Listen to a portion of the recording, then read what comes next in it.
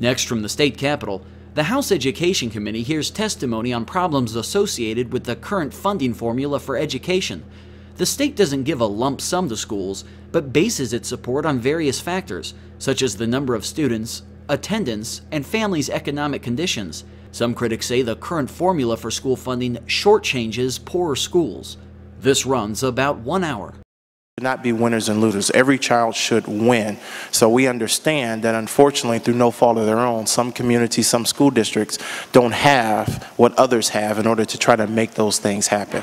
So I think it's important and incumbent upon us to be able to kind of put everything aside and just say, do we want all of our young people in the state of Illinois to have quality education? Do we want them to be educated in a way that they're in a position to take all of our places one day? And if so, then we need to put the winners and losers conversation to the side, and let's talk about getting to where we need to go with regard to our state resources so that every child has an opportunity at a quality education. So again, thank you, Representative Pritchett, for encouraging us to do this. Let me thank Senator Menard and Senator Luchtenfeld for their efforts on the sit-aside. And with that being said, I would invite both of them to the table there. So two gentlemen that we are obviously very familiar with, and again, we thank you for taking time to come to our hearing this morning. I think, gentlemen, what I would ask is obviously if you want to make some brief introductory remarks about what you're doing, but if you can kind of at some point bring us kind of up to speed as to where you've been, you know, to where we are right now, and then maybe even share with us where you're thinking about going. Sure. And so we can all be kind of privy to all of that, and then we have some others that want to testify. And we're going to talk specifically about the poverty grant today, and you can ultimately share with us your conversations about that as well. Then we have some others that want to testify, and we'll invite them up per the list that I have here. So that being said, gentlemen, you have the floor. Thank you, Mr. Chairman. I appreciate the continued conversations that we've had on this important subject, and we certainly appreciate the invitation to be here this morning to have a dialogue with the House for this important effort that I know that we've all spent countless hours on, not just in hearings, but in conversations with teachers and parents and administrators and stakeholders across the state, because it is, in my mind, one of the most important things we can do as a legislature. Mr. Chairman, I'd like to maybe just summarize briefly the 4 meetings that we've had, and I think that would give you a pretty good sense of how we began and where we are, and maybe lead to a discussion about where we're going to go, potentially, with your support. We've had 4 meetings that began late in the summer, and Senator Luchtenfeld and I began the conversation by saying that I think we should take a all-hands-on-deck approach to this, that nobody, no single member or no single party or no single representative or senator should have a monopoly on ideas, that we should welcome all ideas, albeit things that we could readily agree to or even things that would potentially be controversial. So in August, the committee heard from stakeholders and advocates here in Springfield about challenges within the current funding system and the deep inequities that continue to hamstring our schools, and more importantly, we heard from students across the state. In September, and that was a long meeting here in Springfield, in September, the committee delved deeply into the mechanics of the current funding formula with an independent analysis by some of the nation's foremost education funding experts. And that white paper that was done by Augenblick and Associates is in the binder that I understand members of the House have today. And there's a couple of key points I want to draw out of that. It's a very good, thorough review, but there's a few key points that I think are worth talking about. But it gave us a good and clear independent look from an outside source that I think was a good basis for the conversations we've had since the September meeting. In October, with participation from legislators from all 4 caucuses, which we appreciate in the Senate, the committee heard how other states, namely Massachusetts, pursued comprehensive funding reform as part of a broader effort to support teaching and learning in the classrooms. And I think it's safe to say that at this hearing, we got incredible amounts of detail on how Massachusetts, which is very like Illinois in terms of its diversity between urban and rural, between socioeconomic implications that have an effect on school funding, all of those things. We heard data and we heard suggestions from Massachusetts that I found very helpful in terms of what we could potentially craft out of the committee's work. And that information is also in the binders that you were presented with today. And yesterday was our fourth hearing, and we heard from funding experts from Education Commission on the States, and we had a continuation of just kind of an open dialogue between members of the Senate and members of the House, as well as the members of the State Board of Education.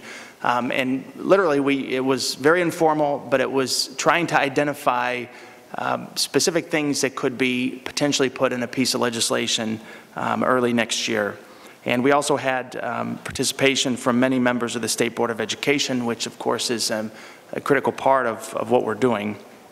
But I think we came to the conclusion that led by the Education Commission on the States and the gentleman that has been with us for 2 meetings, that we're now ready to hear from advocates again. And so our next meeting is in December, and the committee will invite stakeholders, school district leaders and advocates to offer specific solutions. And I believe Senator Luchtefeld and I are going to ask for specific language that could be included in a potential bill on how Illinois might improve education funding and support the achievement of all students. A couple of points that I just want to make this morning, Mr. Chairman, that you and I have talked about many times. Going back to the paper that was presented from Augenblick, there was on the summary page, on the first page, there was a sentence that stood out to me, and it just simply said that our current system, which I think we all know intimately how many challenges it presents for us in terms of equity and in terms of making sure that every student when they graduate is ready for a career, and it's almost an impediment at this point.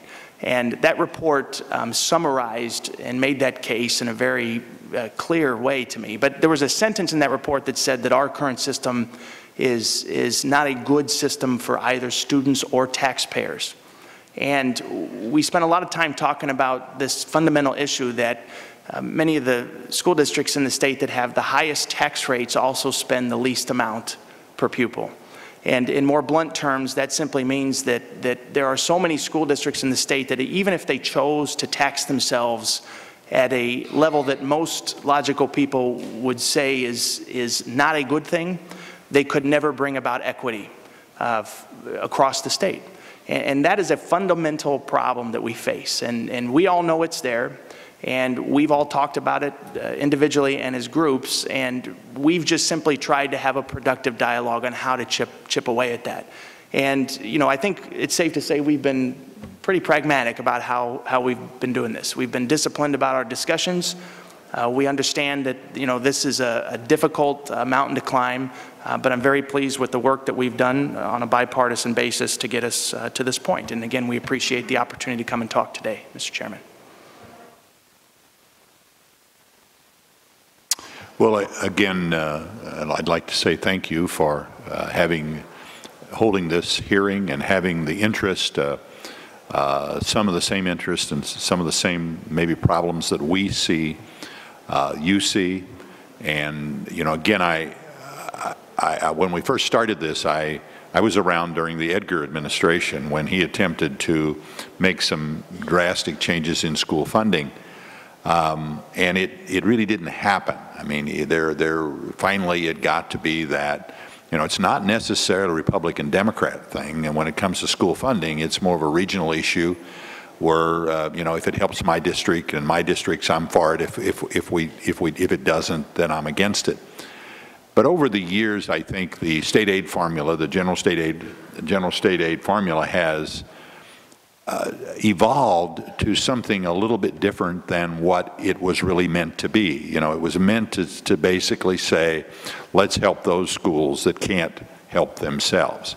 But over the years, that has evolved into different grants, for instance, that were added on above the general state aid formula that came off the top. You know, normally there's only a certain amount of money we're going to spend on education. And it's where you spend it and where you put that money that makes a heck of a difference for what some schools get. You know, you talked earlier about winners and losers. I mean, you say you don't want to talk about that, but really you're going to have to, because if you use the same amount of money and you spread it around differently through the state aid formula than you're doing it now, there will be losers and there will be winners, unless you raise revenue enough that you create a situation in which there are no losers, and maybe a lot of big winners, but certainly no losers. And that's another problem. Is there the will in this state to raise enough revenue to get that done, especially the condition that the state is in already? So, we have looked at things like, and I see that you want to address this morning the poverty grant as your main focus. That particular grant, is it fair? It has evolved to a point where, we were maybe 10, 15 years ago spending about $400 million on it. Today, I think it's up to $1.7 or $9 billion on the poverty grant. And there are some schools, for instance, who get as little as, for a poverty student might get $350. Other school districts might get $3,300 for every student that they have in poverty. And of course, the reasoning given for that, for the people who defend that, is that there's a concentration of poverty, and if the more concentration, the more you ought to get per student. And there may be some merit to that, but has that evolved to the point that most of us, for instance, we don't even understand it completely, but has it evolved to a point where should it be that much? Should there be a disparity between of $300 and $3,000 for a kid who is in poverty? Now, if you take that, and I think the direction we seem to be going is that a lot of the money that we have spent on grants maybe ought to go into just the general state aid formula and work from that. That is, I think, a direction in which we're going to a certain extent. But there are a lot of issues here. There are always going to be unintended consequences, whatever you do. And I think the more you get into this, the more you realize this is a really difficult issue.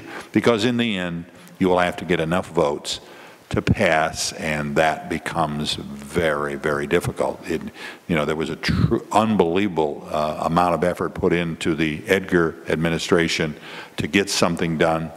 It really didn't happen, and it had to do with there just weren't enough votes to get it done. So again, I think we're willing to answer some questions that you might have about what we've done so far.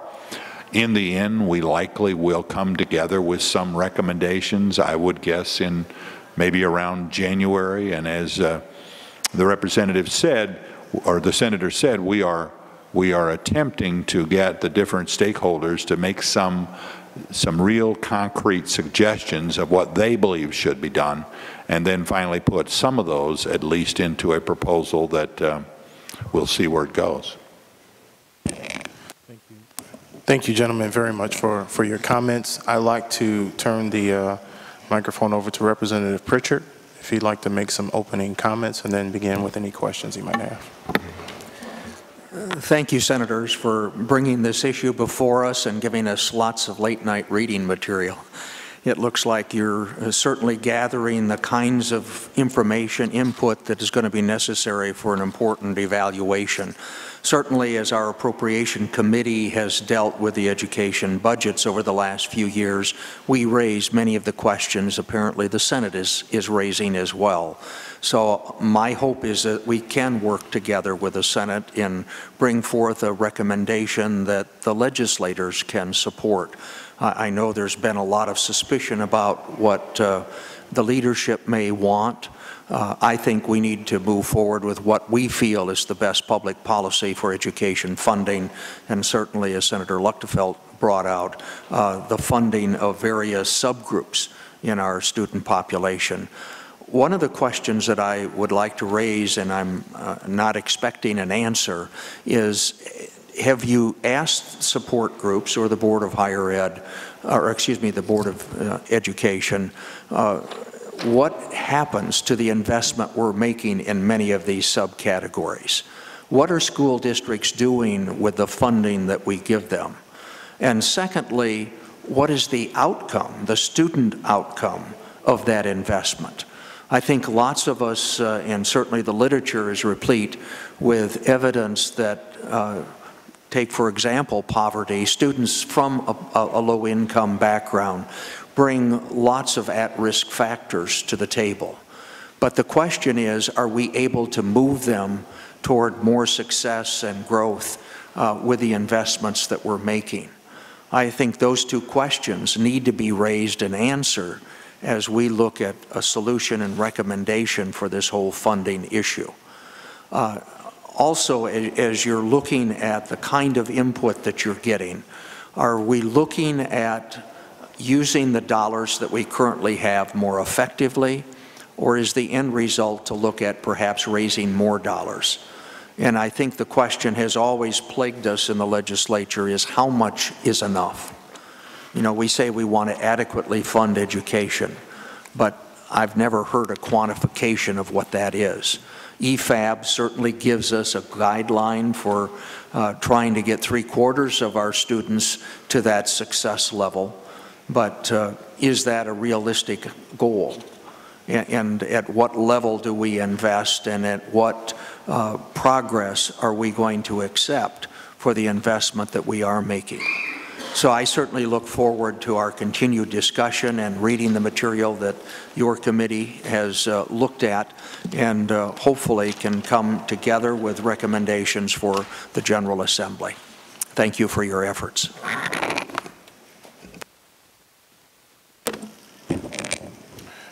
Please feel free to respond, or if you have any follow-up comments. Representative Pritchard, you made valid points. We appreciate your attendance at the Aurora hearing. You got a feel for how we've tried to approach many of the things that you brought up. I want to make a couple of remarks that I think support what you just said. We have, you know, the billions that we spend in the state budget, less than half of it is driven through a formula that we have in law today that is intended to address equity. So about 45% of what we appropriate as a legislature and we spend as a state goes through the equity lens, which means more than half does not. So we had a very, very detailed discussion yesterday about what does that mean. So if we were to change that, what does that mean when those changes get put into motion? And I think that was a helpful discussion because it shed the light on the fact that we do spend an enormous sum of money in the state budget for P through 12 education, but less than half of it goes through what I think we all try to strive for, which is greater equity. So we had a discussion about how to change that, for example. In Aurora, we had the initial question at the roundtable discussion after we heard from the gentleman from Massachusetts and from the Education Commission on the states. The initial question was, how do you weigh adequacy against equity, and which one is more important than the other? And I think none of us jumped to answer that question because that's a difficult one to tackle, but my answer was, I don't think we'll ever get to adequacy unless we get a formula that we can all agree is a good way to distribute money. So while we can debate levels of spending and amounts that we spend all day long for weeks or years, I don't think we'll ever have that discussion in a robust way until we get a formula that we can all agree is serving us well.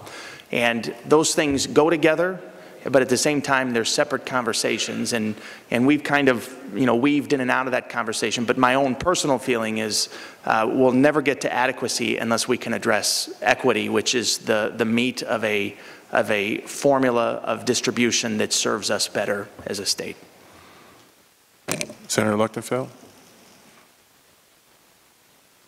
One of the issues you talked about is raising revenue, and is that our goal, or is that something we've talked about? I think we basically have said that obviously you need, you know, it'd be nice if you had more money. All schools wouldn't disagree with that.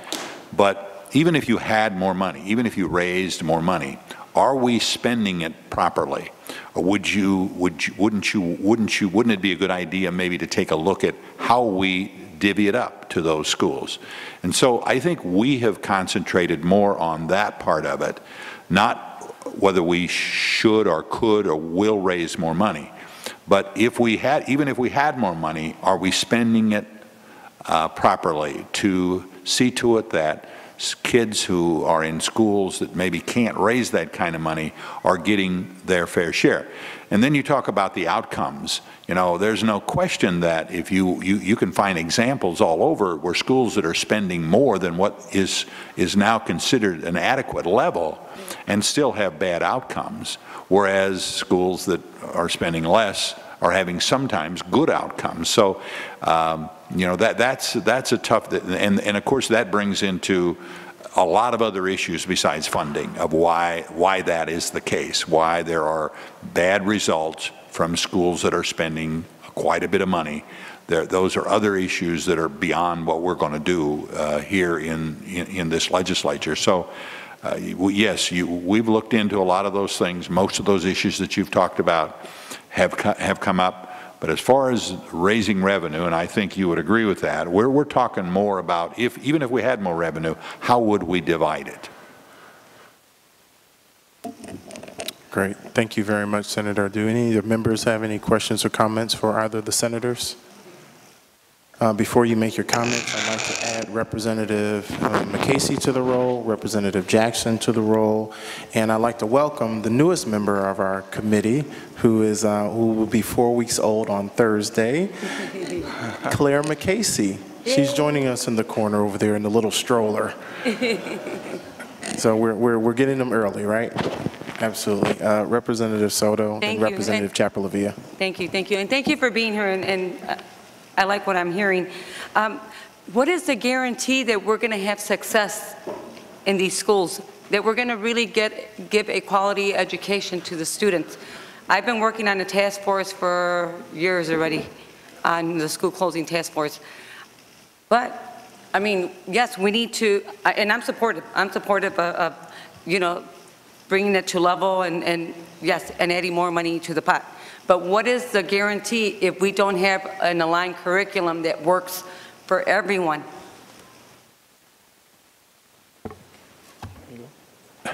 You know, I don't exactly, I'm not real sure I completely understand. You know, obviously there are no guarantees. You know, it is an extremely, money is sometimes not the only answer. There are problems out there that exist in certain areas, certain schools that are above and beyond money. I mean, even though money might help, there are issues with regard to, you know, the disintegration of families and all that, and poverty that are hard. You know, we can bring them to school. We can try to, and you have to keep doing that. You have to keep trying. You know, we sometimes I think we say we got these problems and you can't do a whole lot about them. That doesn't mean you shouldn't try. You have to keep trying to make it a better situation. But you know, I don't have a lot of good answers that we could guarantee anything other than the things that we do have control of, and that is how the money is spent. Now, we can require more tests, which I'm not real sure is the answer. You know, we can set the guidelines high. I'm not, you know, again, each school has to have adequate, we're concerned about each school getting an adequate amount of money compared to other schools, and then hopefully they will do a better job. At least they can't blame us for the fact that, you know, we're not succeeding because you didn't do this. I think that we've gotten away from funding like after-school programs, so we're losing a lot of kids to, you know, dropping out of school. A lot of our schools are closing, so kids are discouraged because they're just not moving ahead. It's really sad. It's really sad what we're seeing right now. So, I mean, I'm on board. I want to make things better. I want to make sure that every child has a quality education. What we can give to our children and other families can't, we have to make sure that everybody has that opportunity. So I'm here to help in any way that I can, and you know, look to partner with everybody here. Thank you. Right. Senator? Yeah, I agree with Senator Luchtenfeld. I don't think there is a guarantee, Representative, but clearly we've cut $1.4 billion from P through 12 education since 2009. So that has an impact. And we would all be kidding ourselves if we didn't recognize up front that that impacts local school districts. The other thing that impacts local school districts is that we have a formula that isn't serving its intended purpose any longer.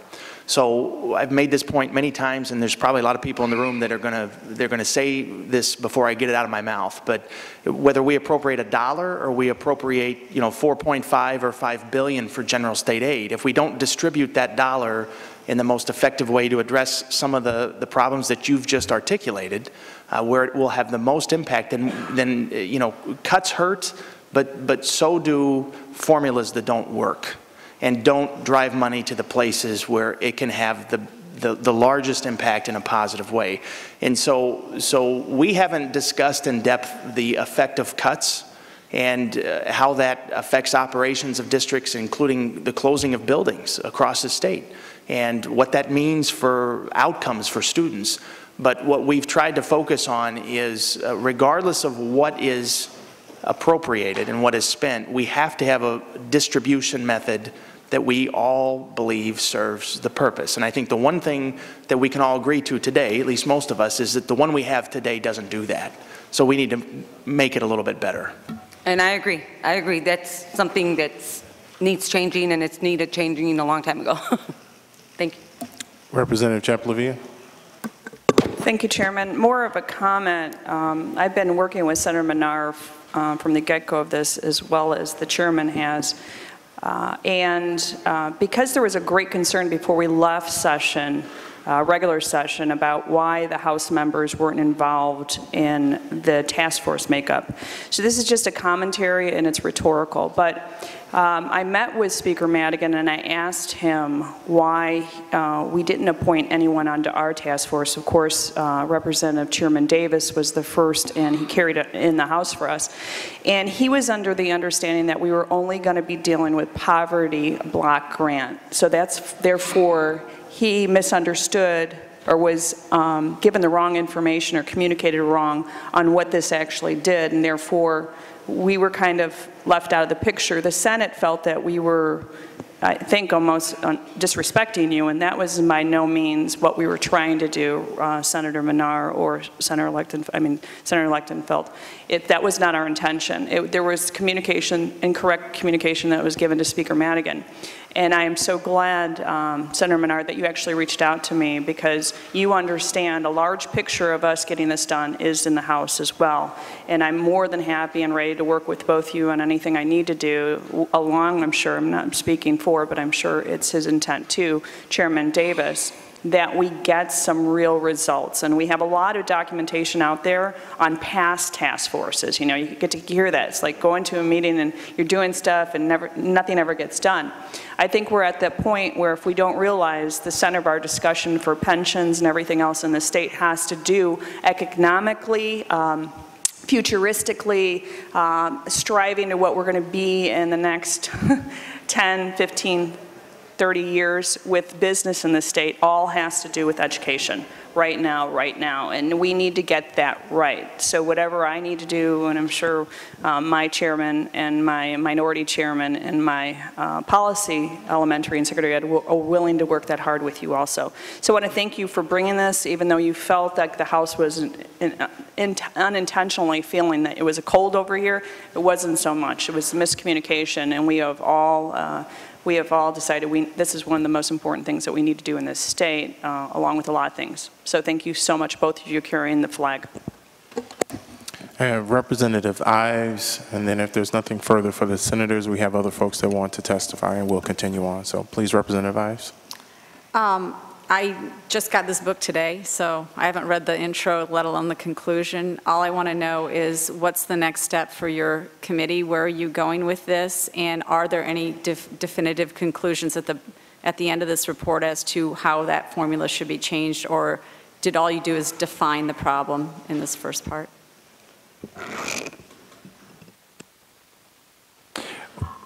I think both of us would like to make some recommendations, some serious recommendations. I mean, that's the tough part. It really is in this business. We all kind of have an idea what some problems are, but how do you solve them? How do you change them? And there's no question that whatever you do, I know a statement was made before, we all need to come up with a change in the formula that we can all agree to. That's probably not going to happen. It just doesn't work that way in the General Assembly. But I think we will have some recommendations that both sides here can, Republican and Democrat can agree on, that maybe some people won't like, but at least we're going to throw that out there, and you may come to a different conclusion. But I believe we will. I think we're wasting our time if we don't to come up with some sort of recommendations. Our resolution is very precise that there should be recommendations and we should have legislation by February 1st. And whether or not that's going to be met, I don't know. I think we're hopeful that that will be. And whether or not there will be universal acceptance of what is either recommended in specific terms or filed in a bill, I think is a big open question, rightfully so. Changing the mechanics of the formula in the school code is an incredible endeavor. It's a major change in 30-some-odd pages of statute. So even if we come up with recommendations that are maybe not solving every issue, but I think we may all agree are improvements, getting that actually drafted and in bill form is going to take some time. So I think we're realistic about that expectation. But to answer your question, I fully expect that we will have something, and I hope, back to discussions that we've had with the chairman and with Representative Chapa-Lavia and Representative Pritchard and others, Representative Mitchell, who's been to the committee hearings. I hope that those things reflect what members of the House would like to see as well, because realistically, we can't change the law without both chambers debating in full and open a bill. And that's just the way this process should work. And so we recognize that, and we want your input, and we won't test you on these things, but there's a lot of good stuff in here that I hope will drive an outcome that eventually will be a bill that's filed that we can have a debate on. Great. Well, gentlemen, thank you very much for giving us the insight and the update on where you are now. Obviously, you will continue on. I believe you said your next hearing is December 2nd at the Proviso Math and Science Academy, and is that in Maywood? Or is it? I think it's Forest Park, yeah. Forest Park, yeah. Okay. Right there. Everyone's welcome, of course. Okay, yeah. Fantastic. So we obviously invite and encourage individuals to come and to participate. Again, thank you very much for your time, Senators. We really appreciate it. Let me add Representative Hernandez to the roll and invite the State Board of Education up to the table, please. Nicole Wills from the Illinois State Board of Education and Jason Hall from our budget office at the State Board of Education. We were specifically asked to come and talk about the poverty portion of general state aid, so basically half of the state aid formula. You guys should have a brief PowerPoint just because I think it's a little bit easier to see the visuals of what we're talking about. If there's not enough copies, I have a few extra back here. But with that, I'll turn it over to Jason. If you guys have any questions about this or anything else, we'll do our best to answer them. Good morning. My name is Jason Hall. Oh, whoops. Sorry. Good morning. Hopefully you do all have the presentation. This is what I'll be speaking from. And as Nicole said, we've been asked to speak on the poverty grant. For what it's worth, the statute actually describes this as a supplemental general state aid grant for low-income students. It's traditionally been called the poverty grant. Looking on the next page, we just tried to provide a few slides that put this into context. The purpose of general state aid is to provide unrestricted grants to Illinois public school districts in an equitable manner. It's the largest state grant. It accounts for 2/3 of our general funds budget and is the one grant that is currently paid on time. As stated, it's 2/3 of our general funds budget. The other largest pieces in the general funds budget are our mandated categoricals. Those are primarily special ed grants and also transportation.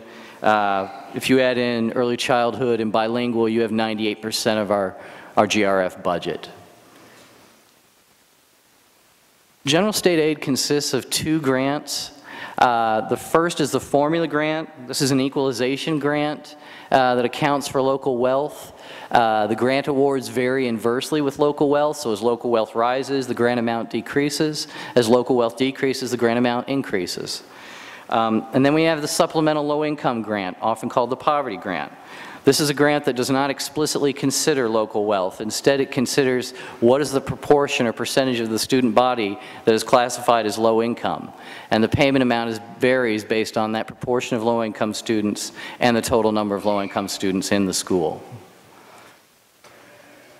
Low-income students in Illinois since fiscal year 2004 are defined by the 3-year average of students served by the Department of Human Services in Medicaid programs and SNAP, the Supplemental Nutrition Assistance Program, also called as food stamps. And that's how we determine those children, ages 5 to 17 years, an unduplicated count of kids receiving services through those programs. Going back to the 1970s, the poverty formula has changed over the years, but it's always included a factor that considered the proportion of low-income students and the number of low-income students.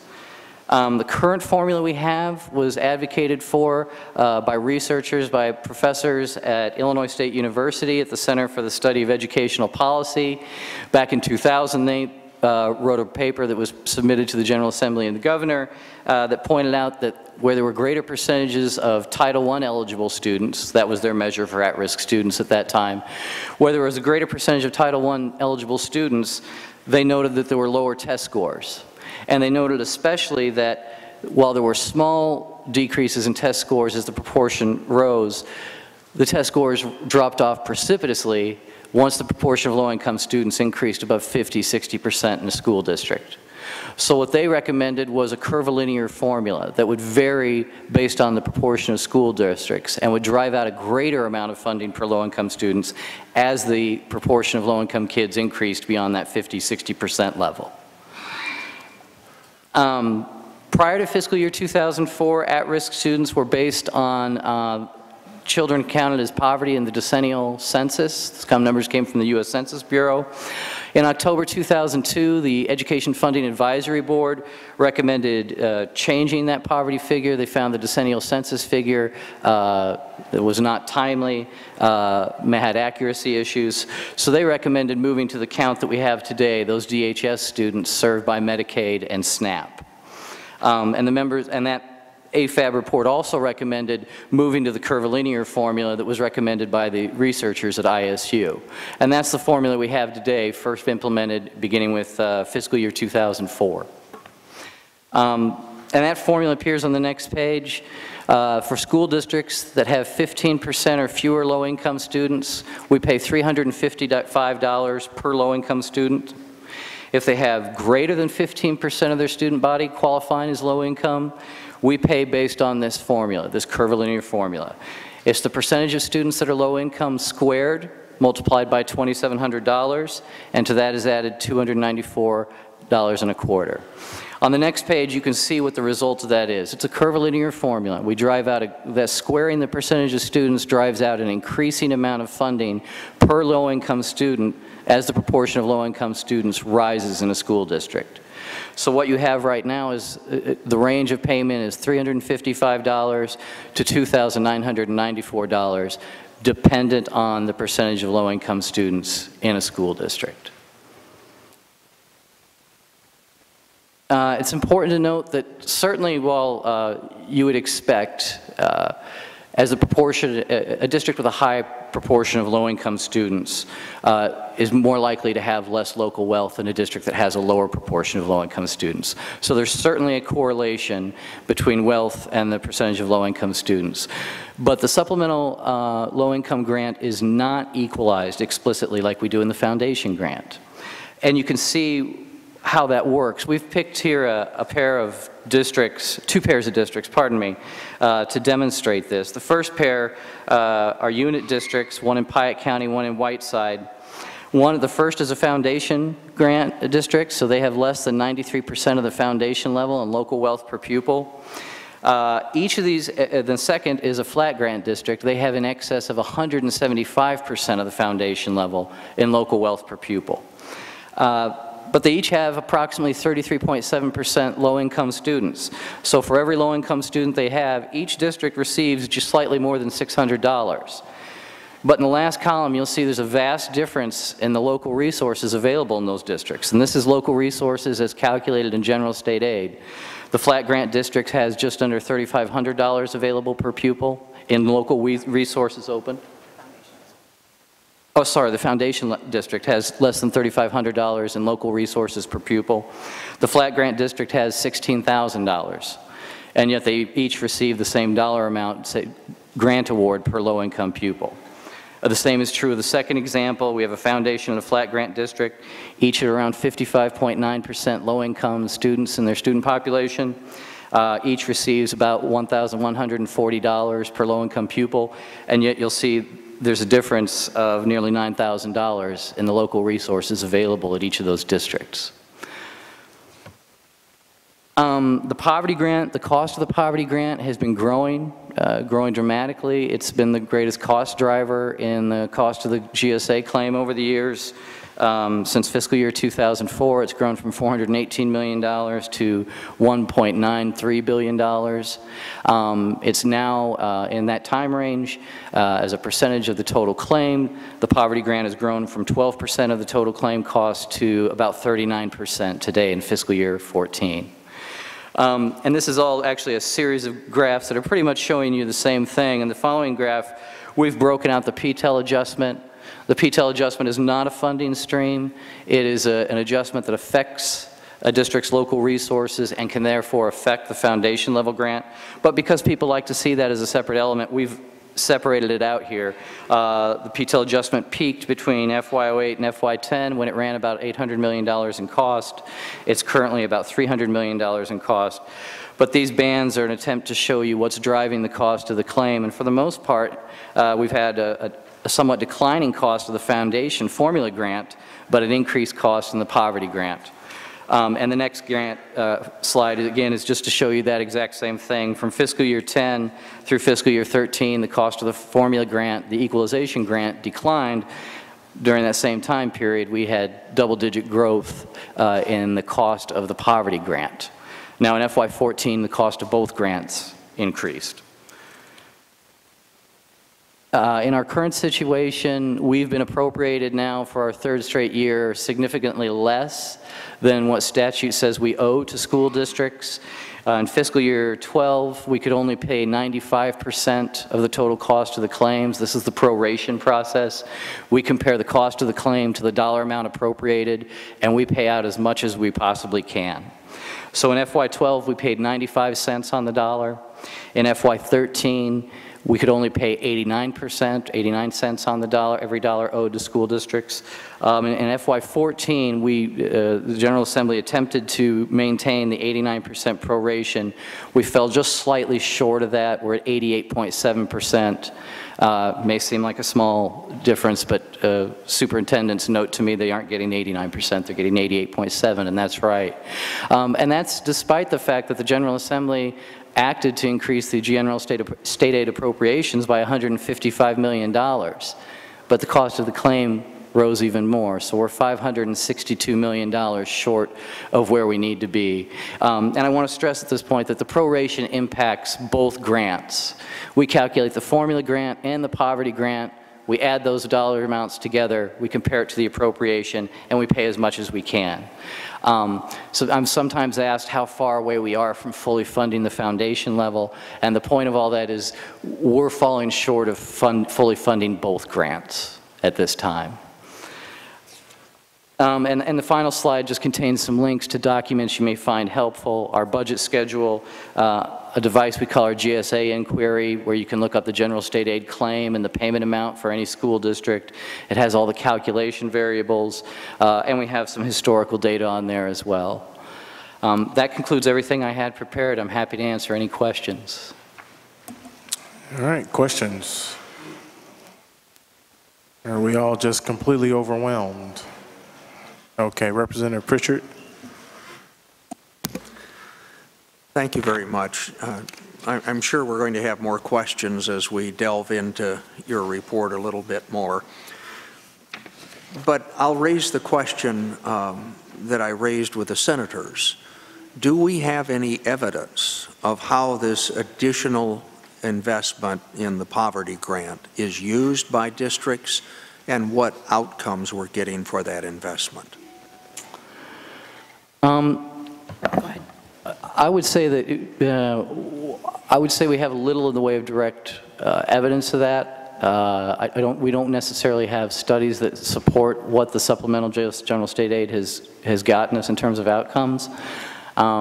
We do require districts with more than 1,000 students but less than 50,000 students to submit a plan on how they will spend their supplemental general state aid. So there are plans submitted to the State Board of Education. I'm not the person to review them, so I have very limited knowledge about that. But that, to me, is the only requirement at this time to try and provide some evidence of how they plan to use the money. But that's a budgetary plan, not a set of outcomes that shows what was earned for that money. And Representative Pritchard, I would add, the poverty portion of state aid, is a part of GSA entirely.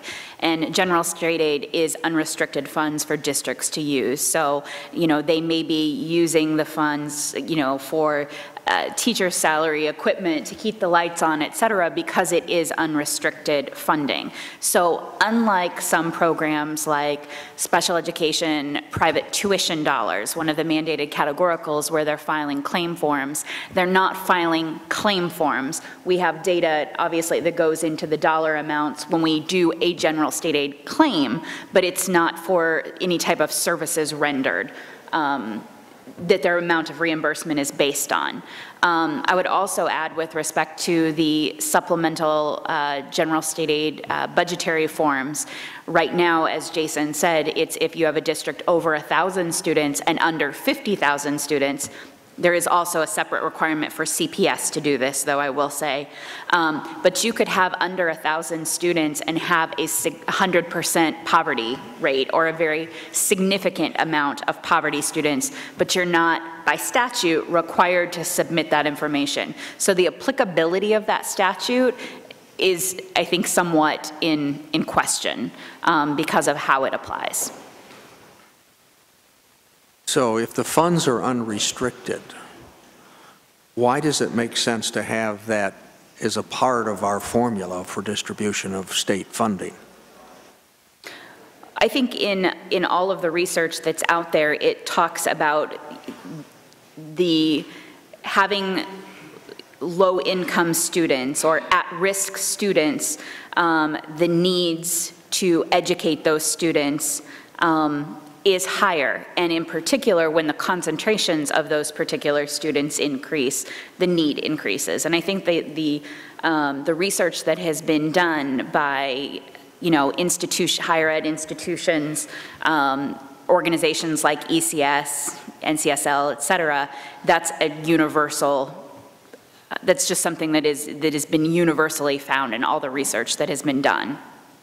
I too have seen those studies that say it costs more to educate students at risk, but that research also doesn't go into what are the best practices for what you do for those students at risk so they do progress, and no one is looking at the outcomes.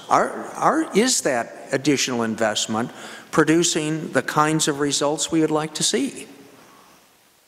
It just doesn't make sense that we continue spending money without evidence that we're doing the best practices and that those best practices make a difference.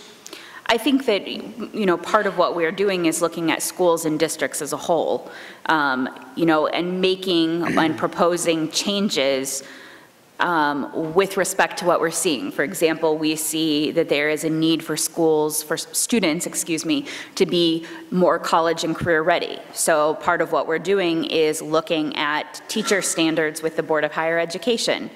What are the products that we are having being produced from our teacher institutions? We have raised the standards with the new adoption of the Common Core standards that have been in place the last few years. We're looking at those things as we're making changes within the state so that we have students that are ready and engaged to, be citizens of the 21st century, to be in the workforce. So I do think that we're looking at all of those things as we're making adjustments to the policies and to the things that we are asking of our school districts. Well, I know we're asking, but we aren't getting the answers, or we certainly don't have the answers for us here in the legislature to look at. And I think that's one of the reasons that we're really questioning this formula and the allocation if we have no assurance that the dollars are making a difference. And I think anecdotally, we have examples where school districts take the money and they spend it as you suggested, but not for the target population we're talking about. And that's why we've got to focus on the outcomes that we want and try to help districts with the best practices to achieve those outcomes.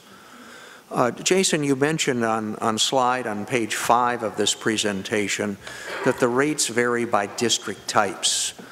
Why is that? Do you mean the dollar amount per low-income pupil varies based on the percentage of low-income students in a district? Well, your chart says the rate varies by district type, unit, elementary, and high school.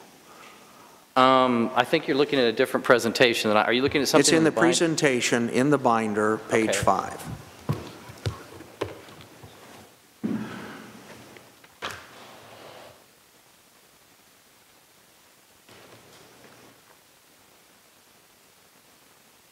Okay, that's in terms of this deals with the formula grant, the equalization grant. This is how we determine local resources.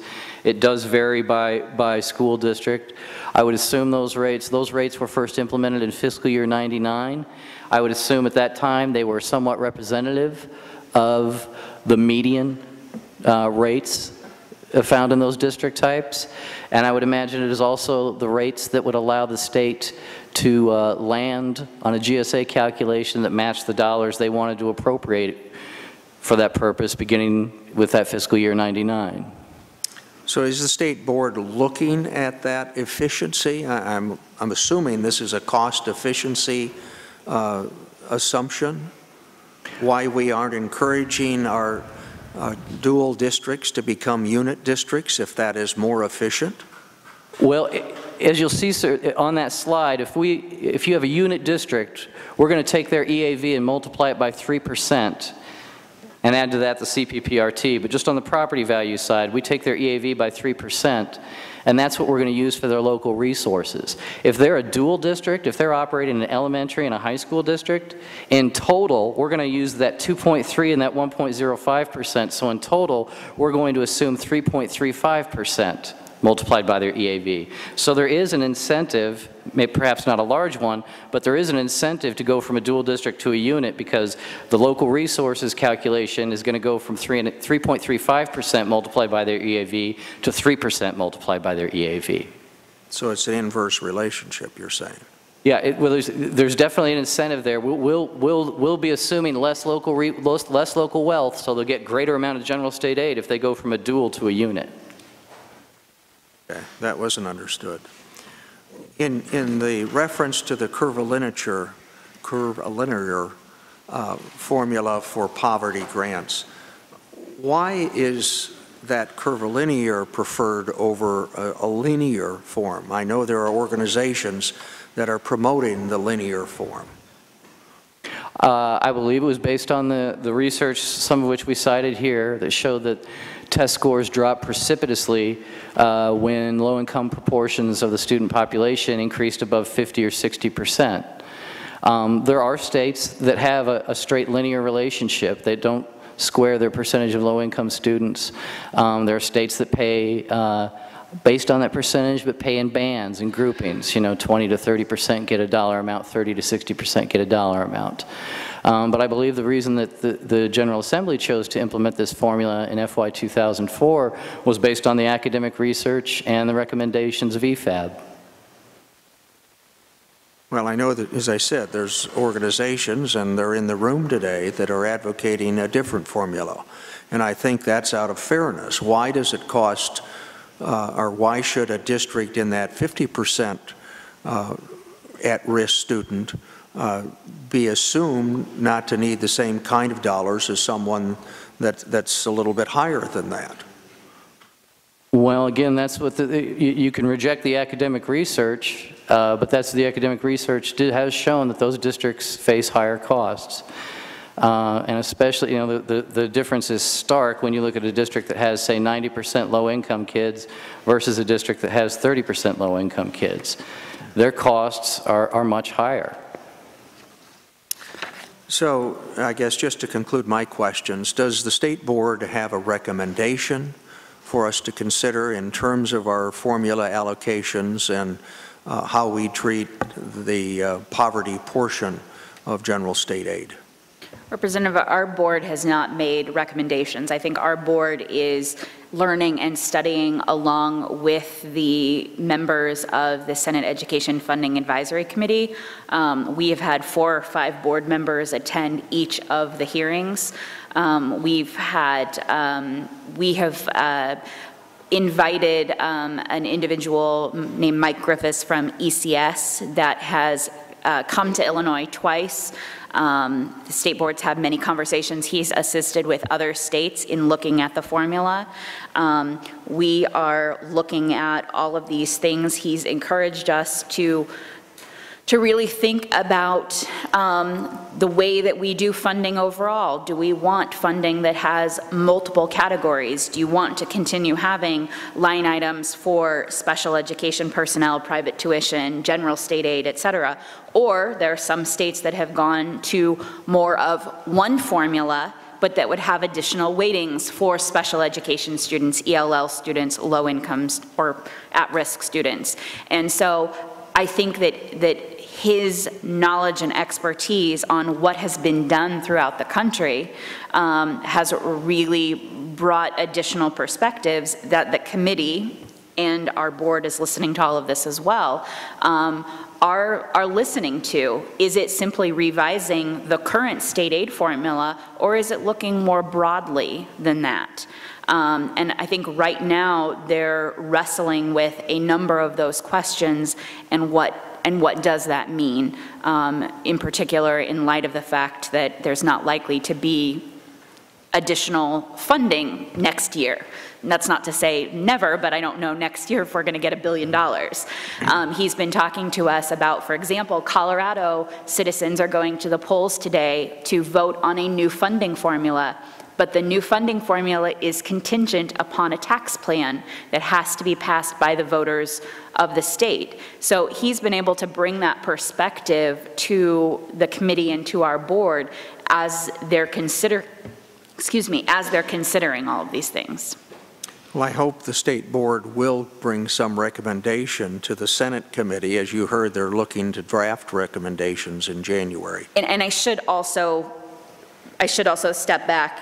It would be remiss of me not to say that the State Board had engaged the services of, they used to be called Augenblick and Meyer, I don't think that's APA consultants. APA consultants, who had done work, of course, previously with respect to the EFAB formula, to look at what's going on in the state. Those individuals came to Illinois, presented to our board in the September board retreat, and they have provided a, sort of a white paper of not specific formula recommendations, but of things to be looked at, considerations to be made as we're looking at adopting a new formula. Okay, thank you. Anything else, Representative Pritchard? Okay. I have Representative Ives for a question. When you're determining the formula, is it ISB who actually gets the underlying data from which the formula comes from? For example, how do you determine specifically the poverty count? How about EAV? Things of that nature. The EAV, or property values and tax rate data, comes to us from the Department of Revenue. The DHS data comes to us from the Department of Human Services. We use an outside contractor to assign those students to school district boundaries, and I receive the file then back through DHS. And then the attendance data and calendar data is submitted online by school districts, and that determines their school population or their average daily attendance. Okay, so I understand you're just kind of collecting that data. You're not actually drilling down and understanding if the data is accurate. But we know simply from doing the scrubbing of the Medicaid rolls that, you know, from what they've looked at already, they've have 50% of them are ineligible for Medicaid. So I have to imagine that there's quite a few children included in the poverty count that perhaps shouldn't be in the poverty count. Would you agree? I really couldn't speak to the accuracy of that data or whether the children are ineligible. We receive a data file, and because all information is stripped out of it other than the age of a student and the age, the number of students at that age and what school district they have, that's the total sum of data I have. Sure. I understand that. I know that you're not going to go and scrub Medicaid rolls when you're using this. I just think that we probably should use a different data set, or at least understand exactly if that data is correct. The next thing I'm concerned about is that I'm reading reports here that Chicago excludes nearly 10 times the amount of property wealth that downstate does. Would this mean that there's an impact on TIF districts and the fact that Chicago has about 150 of them? Does that skew the EAV number? Well, the TIF is excluded from the EAV reported from the Department of Revenue to ISB. And so that certainly affects Chicago. In terms of the general state aid claim, the biggest impact on the EAV we use for them is due to the PTEL adjustment. Right. We use much less than their actual wealth. Even with the TIFs excluded, we're using much less. It's growing. We're using a greater percentage of that actual wealth. The gap between those two values is narrowing, but certainly it is much less. Right, but I think in Chicago it's almost $34 billion that is excluded in EAV from reports that I've been reading.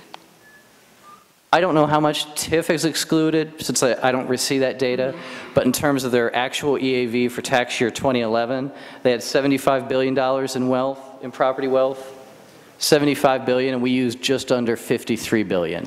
Okay, so the last data point that I think we should be aware of and actually talk about before we go forward and change in the formula is exactly how do you calculate poverty count?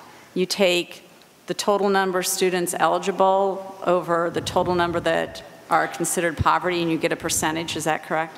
I take the 3-year average of students eligible for Medicaid or SNAP, a non-duplicated count of ages 5 to 17, and I take that 3-year average and I divide it by the most recent average daily attendance for a school district, and that gives me my percentage of low income.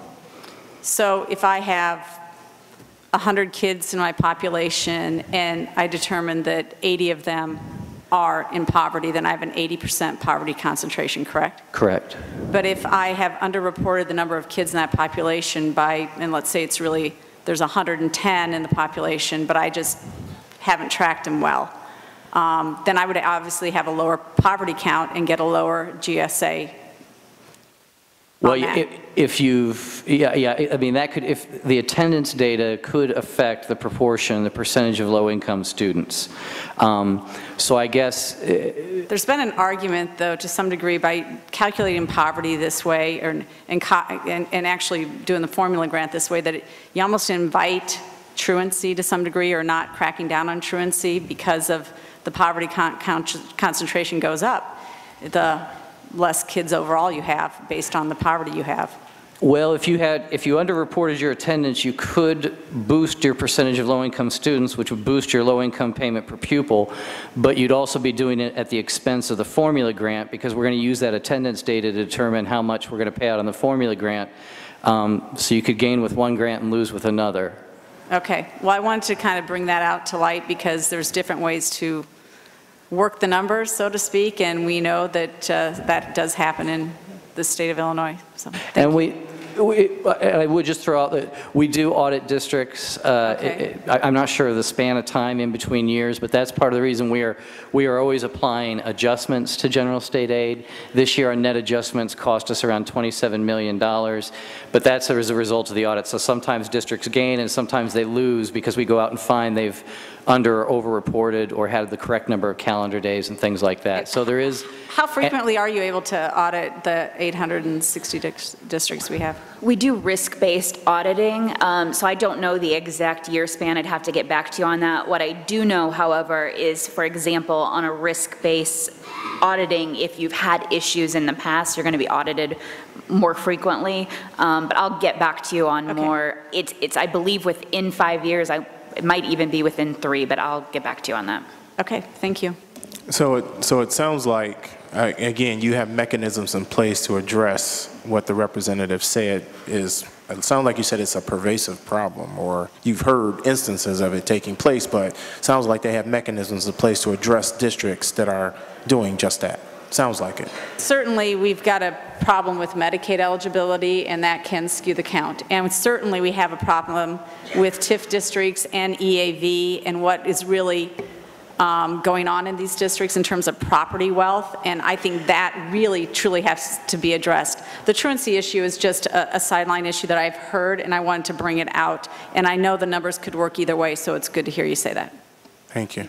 I would also add the PTEL adjustment, those things, any district that's PTEL, you're going to have that PTEL adjustment for. CPS does happen to be the district where we have the largest difference between the PTEL EAV and their actual EAV, but any district that is PTEL, you're going to apply that PTEL adjustment. So I would also add that when we get data from IDOR, for example, on EAVs, or we have attendance data, if there's something that looks anomalous, we don't just automatically accept that. Jason spends a lot of time on the phones with districts, with Department of Revenue, et cetera, when he sees something that looks like it may be incorrect. And if it is incorrect, then we correct it. And sometimes it is just a change in numbers that is a significant change. Thank you very much. Any additional questions? Okay, well. Great, thank you. I'm Jessica Handy. I'm the Government Affairs Director with Stand for Children Illinois. We're a grassroots education advocacy group that believes all children have the right to a high-quality public education, regardless of their zip code. And I stand before you today representing parents from across the state who've joined as members of STAND. Our members represent a wide array of parents from across the state, a lot of them in Chicago, whose children attend a variety of public school types, be it traditional, turnaround, public charter school, magnet school. What we all have in common is our passionate concern about educational equity and closing the academic achievement gap. And that funding equity is not happening today in Illinois. You do have a handout from me. Page 1 of it shows a chart that shows how regressive we are. We're the second most regressive state in the country in terms of how we fund our schools. And while this is primarily because we have an over-reliance on property taxes, even within the dollars that the state is distributing to school districts, there is lots of opportunity for us to help combat these extreme inequities. And I want to run through 3 points today, which all center around the poverty grant. First of all, we strongly support poverty grants that include a concentration of poverty component. We also support reinvesting more dollars through the general state aid formula and poverty grants through collapsing other line items like the senators talked about, and through reinvesting pension costs through a cost shift and having those funds go through general state aid as well. And finally, through providing school-level budget transparency. So I'll skip over this part because I think you've heard it enough today, but you've got a chart on how the poverty grant works in Illinois. And I feel like poverty grants have really come under fire lately with people asking, you know, why is one poor child worth more than another? And even among people who are strongly committed to fighting poverty, it seems like this is something that's just now kind of come into people's awareness, and so we're talking about it more, and I think that's a good thing. You've also got from me an annotated bibliography of a lot of resources, starting with the Coleman Report in 1966 that kicked off this body of research that shows negative effects of poverty on student learning. Attending schools with high concentrations of students in poverty has strong negative effects on student achievement, even among students who are not poor themselves. There's a tipping point at about 50% of poverty concentration where student achievement is adversely affected, and at even higher concentrations of poverty, student outcomes are even more negatively affected. Illinois is not alone in directing more dollars to high area of poverty concentrations. The latest survey I could find was from 2002, and it showed that about 20 states vary the amount of poverty based on concentration. And we're among those states. And since it's an old survey, the numbers might have changed. We know, for example, that 2 states that have done major overhauls of their funding formulas this year, that includes Colorado and California, both of them included a poverty concentration grant component because that's what research supports as an effective way to deliver funding to our schools. And while poverty concentration grants are important, we agree that there are some adjustments you could make to them, like putting them through some sort of equalization formula that looks at property wealth in addition. And just in general state aid, complete with the poverty grant component, is the most equitable way that we as a state are delivering funds to schools. So we support prioritizing general state aid over other line items. We support collapsing categorical line items to go through a single funding stream of general state aid.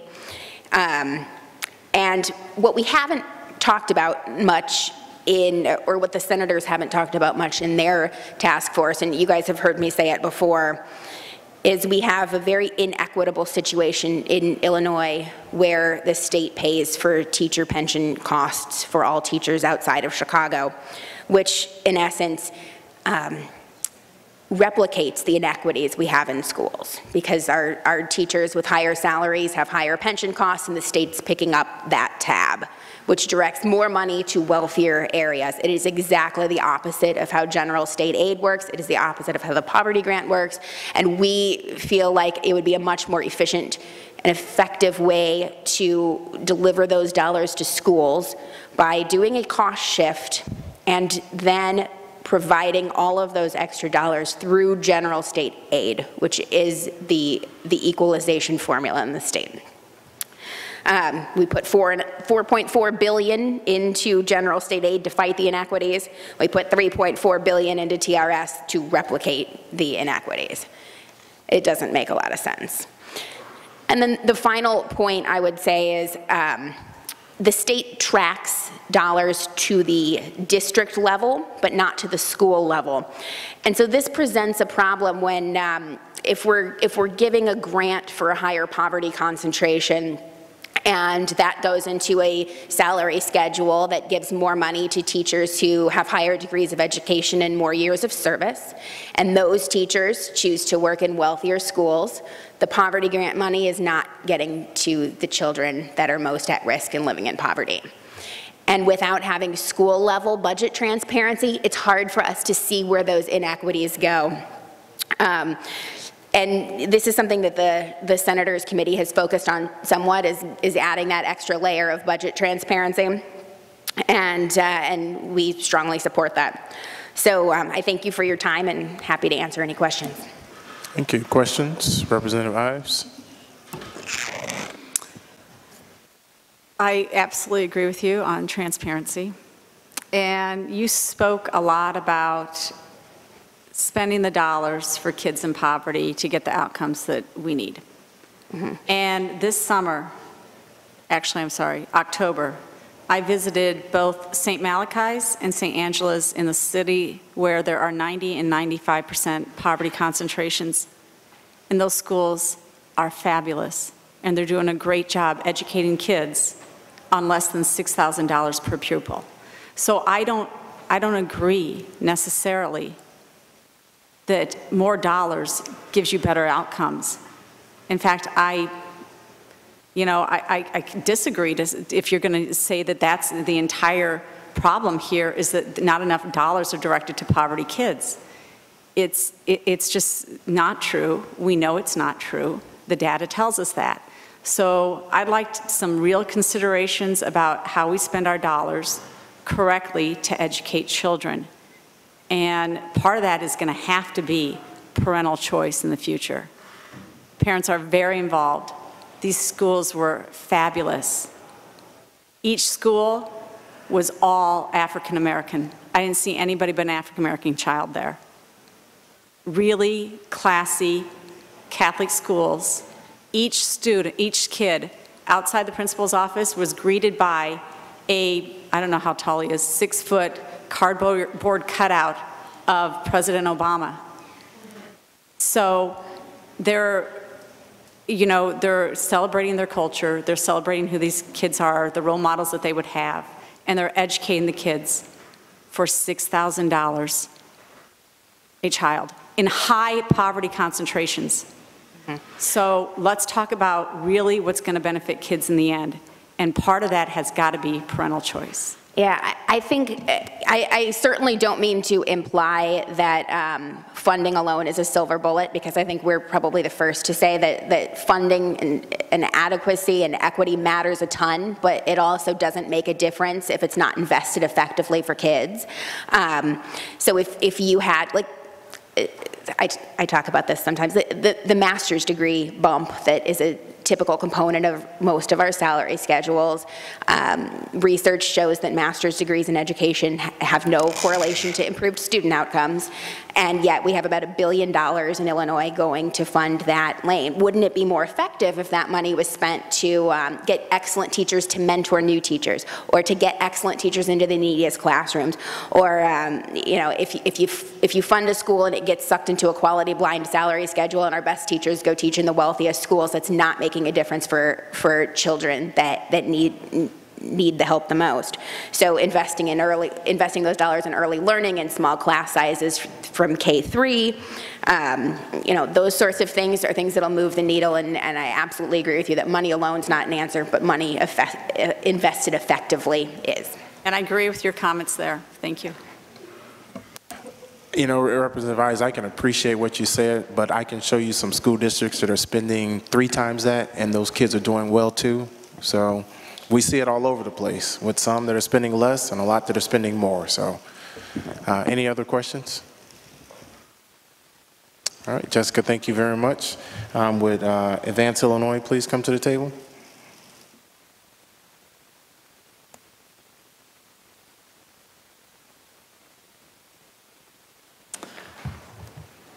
Good morning.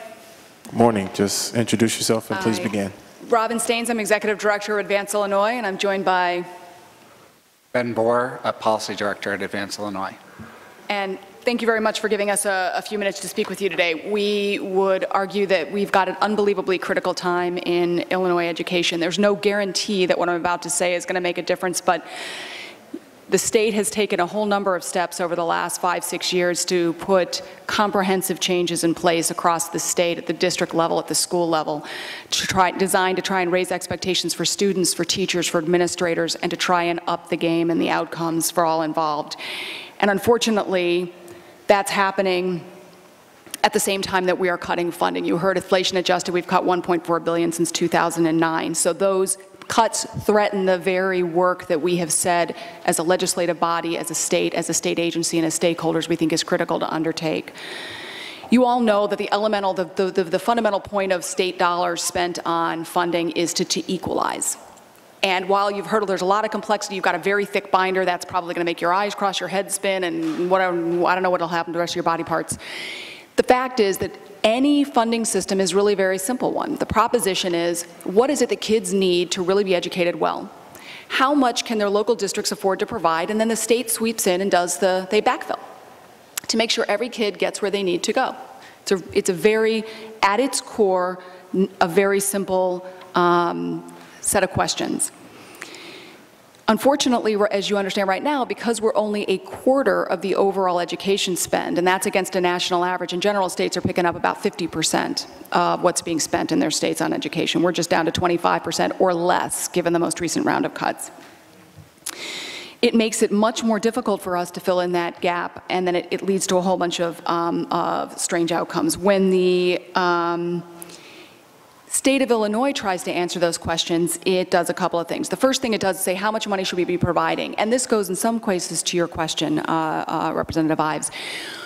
There is, in 1990, you heard Senator Luchtefeld mention that there was a commission back in the 90s, the last time we sort of did a really massive overhaul, though, lots of smaller task force, but the large, massive state look at education was 20 plus years ago. One of the outcomes of that was they said, you know, we ought to know what that number is. We ought to have a methodology and we ought to have a strategy for doing that. And so they set up the Education Funding Advisory Board. EFAB still exists today. Representative Pritchard, you were mentioning them. And their methodology is one that's commonly used across the country. It's called the Efficient Schools or the Successful Schools model. And they look to see which schools are getting the good outcomes, good results for kids, and spending less than you'd expect them to do. So they're looking for efficiency as well as success in outcomes. They find a bunch of those schools, good results, lower than expected spend, they average them, and that's the number they say we should shoot for. So they're trying to build an efficiency measure into that. And the number, as you all, I'm sure, well know, it's probably hardwired, you've tattooed it, it's $8,672 a child. The next step is you guys, the General Assembly puts in statute the amount we're in fact going to guarantee of funding for each kid, and right now that's at $6,119. So we're over $2,500 apart from what our own state authorized body has told us that we should be. I will tell you that we've looked at we've tried to back into it a couple of other ways. Is that $8,600 a kid roughly right? Our own, and we can talk more about that if you want or at a future time. We believe that is in the right universe of how much we need to be spending. And what happens from there is, you know, you've got 6,119, and we're actually knowingly underfunding that now. First time that's happened the last 3 years. That never used to happen. Now, this model, we're trying to figure out how much you need to spend. That's for an average ordinary kid. Now, I'm a mom of 3 kids. I don't know there are a lot of average ordinary kids. But the next thing we look at is where are there additional needs, additional supports that kids are going to need if we really want to get good results.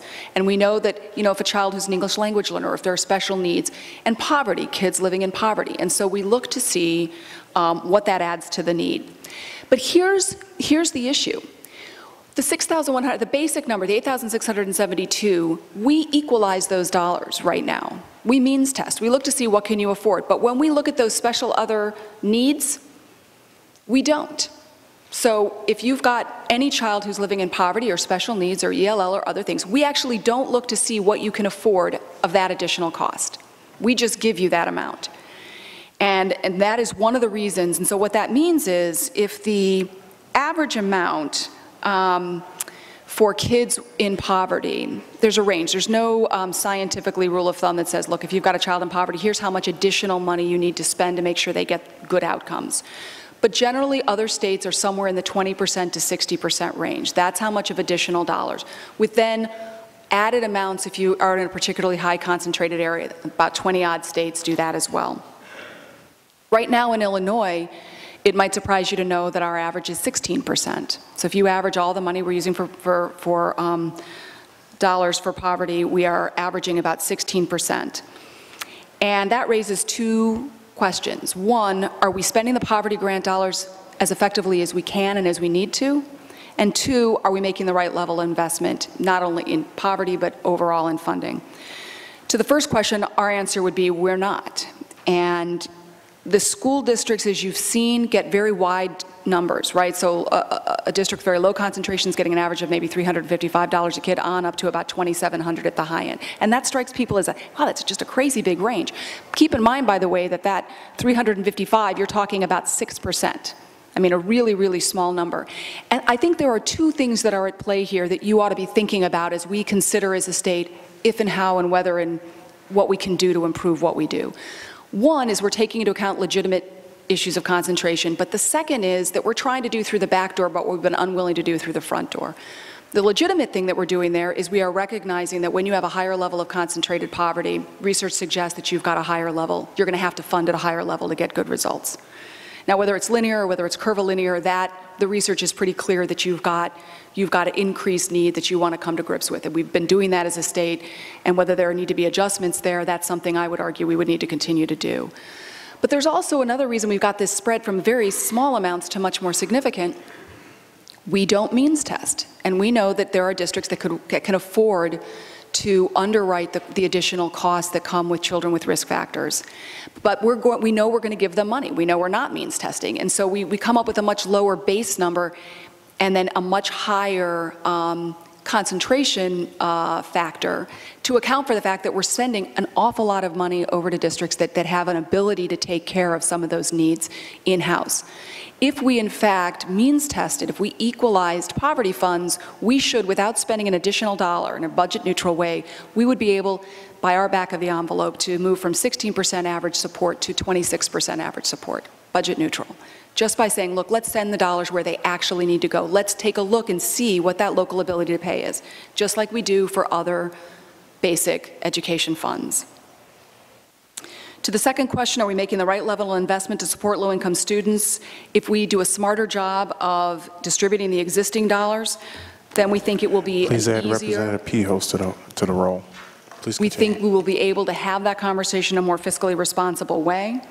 And the reality is, you guys were sort of asked to talk about poverty. The reality is, you've got to talk about funding in a comprehensive way. Whatever you're going to do on poverty has got to be cheek by jowl and consistent with your overall funding strategy. You've heard several people mention that a number of other states, particularly those who have looked at this most recently, as well as a lot of high-performing states, have moved to an integrated formula where you are collapsing your funds into a single bucket, and that allows you to be much more disciplined in sending every dollar out the door by looking at the right way at your level of need and your local ability to pay. It means that you won't have buckets that you sort of exempt from equalization. You know that we're one of the second most regressive states in the country when it comes to how regressive we are. If we do not up the amount that we invest in education to begin to meet those Education Funding Advisory Board recommended levels, there's no hope for us but to continue to do that. We're never going to be able to outpace the local wealth disparities. And I will just close by saying, you know, again, when I talk about the changes that the state is putting in motion, I got to believe everybody in here understands how critical that is. We've got right now just a third of our students are reading at grade level by third grade. That is the single biggest powerhouse predictor of how well a student's going to do in life and further in education, and just a third of our kids are getting there. And that has been the case going back a year, 2 years, 5 years, 10 years, and more. And we're still, that hides gaps that are really troubling. And when you talk about smoking guns, we actually are looking at what the relationship between equitable funding is and results. But you don't have to look a lot farther than our own gaps. A third of our kids on average, 16% of low-income students.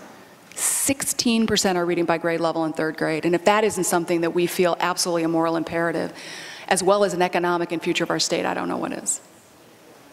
All right, thank you very much. Of course, and I would agree with you.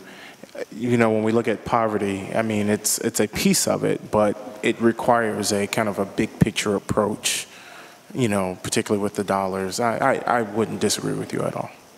I would also, if I could just make one last comment, Representative Pritchard and Representative Eisen, several of you have mentioned, and I couldn't agree more, that you have to care about how that money gets spent, right? You need to get it where it needs to go, and you want to know that it's being well spent. And I would make two comments. One, there's never going to be any guarantee on that. We need to do everything humanly possible as a state to try and bound that, and we have taken a number of steps up to and including now intervening in districts where there's just been absolute, you know, on the management side as well as the academic side, a breakdown.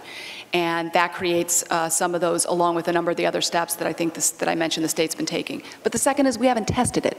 We haven't funded at the level we know we need to be funding, and until we've done that, you know, we have to answer that question, but we also have an obligation as a state to make sure that we're doing what every bit of research evidence and our own funding advisory board are telling us we need to do. Okay, thank you very much. You're watching the Illinois Channel, an independent nonprofit corporation formed to provide gavel-to-gavel coverage of Illinois state government and other public affairs events taking place across Illinois.